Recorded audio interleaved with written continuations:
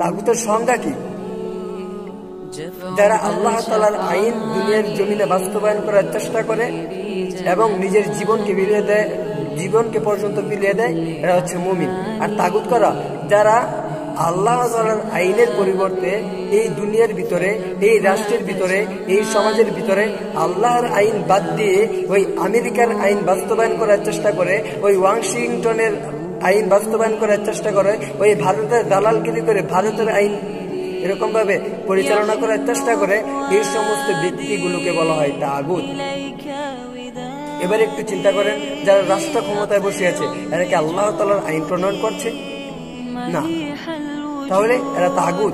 এরপরে আল্লাহ পাক রব্বুল আলামিন বলেন ফাকাতিলু আউলিয়া আশ-শাইতান, সুতরাং তোমরা এই সমস্ত তাগুতের বন্ধুদের বিরুদ্ধে যুদ্ধ